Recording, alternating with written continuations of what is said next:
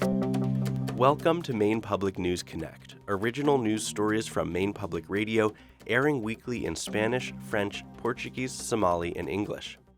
hoygii ku-meel gaarka oo la xiray xeer cusub oo lagu badbaadinayo dadka magangeliya doonka ah rinshiga leerka iyo xanuunka covid oo keenay in dad isbitaalka la dhigo intaas waxay ahayn qodobadii wararka ugu muhiimsanaa toddobaadkan maanta waa maalin jimcaha bisha agoostana ay tahay 25 waxaana idinla socodsiinaya anigoo ah maxamuud xasan xiritaankii hoyga ku-meel gaarka ah Portland waxa ay u rartay ilaa iyo 60 qoys oo magangeliya doon ah hoteelo ku kala yaala magaalooyinka Lewiston iyo Freeport kadib markii ay xirtay xaruntii hoyga ku-meel gaarka ahayd ee Expo Center.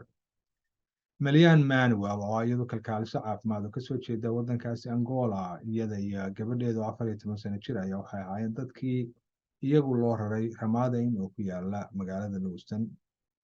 Manuel waxa ay sheegtay in ay dhibaato ahayd ku noolaanshaha xarunta Expo Center oo ay filayso in hoteelku noqon doono meel ka dhib yar kana nasboon. Qoysas badan oo iyaguna ka mid ah dadkii halkaa loo raray ayaa arrintaas iyada ku raacsan. Portland waxay haddaba qorsheynaysaa oo kale in qoysaska ay dejiso hodheelkaas isaga ku yaala magaalada Lewiston muddo 4 bilooda. Magaaladu waxaa kale oo ay iyaduna heshiis la gashay hodheel ku yaala Freeport inay dejiso ilaa iyo 40 qoys oo iyagu deganaan doono muddo 1 sano. Labada hoteelba waxaa lagu bixin doonaa barnaamijka caawimaadda guud ee magaalada Portland kaasoo la filayo inuu ku kici doono ilaa $500,000. Xeerka badbaadinta magangeliya doonka oo la kordhiyey.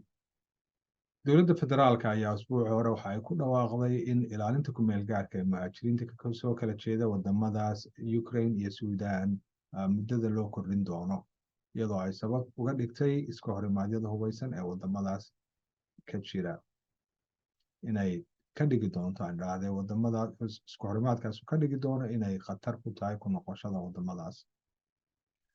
TPS waxay u ogolaanaysaa soo galootiga xaqa u leh in ay si ku-meel gaara ugu noolaadaan ugana shaqaystaan waddanka Maraykanka laakiin ma siinayso dariiq ay ku helaan jinsiyadda. wasaaradda amniga gudaha ayaa iyadu ku qiyaastay in ilaa iyo 3,000 oo kasoo jeeda waddanka Suudaan iyo 160,000 oo qof oo kasoo jeeda waddanka Ukraine ay xaq u yeelan doonaan barnaamijka TPS.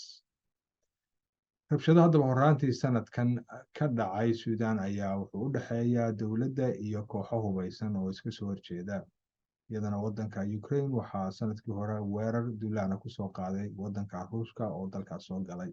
Rinshiga leerka Maine waxa ay heli doontaa ku dhowaad $6 milyan oo loogu talagalay in wax laga qabto rinshiga leerka ama rasaasta oo ku dheehan guryo dad danyar ay degan yihiin.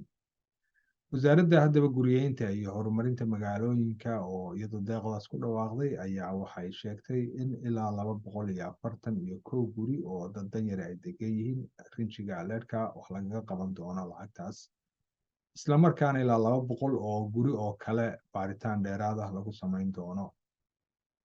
haddaba xoggurin gobolka uu soo saaray horaantii sanadkan ayaa waxay muujinaysaa ilaa 50% inay hoos u dhacday carruurta ku sumoobaysa suntaas leerka muddadii u dhexaysay sanadkii 2010 ilaa iyo 2020. isla markaana xeer ay haddaba meel mariyeen xeer dejiyayaasha gobolka Maine ayaa waxa uu ku baaqayaa in dhammaan carruurta 2 sano iyo wixii ka hooseeya laga baadho sunta leerka. xanuunka covid oo keenay in dad isbitaalka la dhigo kadib markii xagaagan wax yar hoos u dhacay dadka isbitaalka u aaday xanuunka covid ayaa hadda iyagu sii kordhaya inkastoo ay tiradaasi ka hooseyso horaantii June midii la arkay. horaantii usbuucan ayaa Maine CDC waxay sheegtay ilaa 40 bukaan inay isbitaalada u jiifaan xanuunka covid. bilowgii June dadka isbitaalada u jiifay xanuunka covid ayaa waxay ahaayeen 40 ilaa iyo 50. guud ahaanba waddanka ayaa waxa sii badanaya dadka isbitaalada u aadaya xanuunka covid iyada oo talaal cusub oo lasoo saaraya hadda uu isagu beegsan doono noocyadan cusub ee xanuunka covid la filayo inuu soo baxo talaalkaasi aakhirka bisha September ama bisha October. marka aad nagala socoteeni waa Maine Public News Connect waad ku mahadsantihiin daawashadiina sidaa iyo nabadgelyo. Thank you to our excellent community partners for supporting and contributing to this program. We are happy to collaborate on this project with the monthly multimedia publication Amjambo Africa, our official media partner. Maine Public News Connect has been made possible by individual supporters and foundations from across Maine, as well as Koo and Patricia Ewan, Seaport Credit Union, Hannaford Supermarkets, Maine Housing, and IDEX. Maine Public News Connect is made possible by Koo and Patricia Ewan, committed to bridging cultural differences in our communities. Juntos. Ensemble. Warajir. Junto. Seaport Credit Union. Together. Hannaford Supermarkets, celebrating the diversity of its employees, customers, and communities, and committed to fostering a welcoming environment. Together, they're greater than groceries. Learn more at hannaford.com. Has paying your mortgage been a struggle since COVID-19? The Maine Homeowner Assistance Fund could help.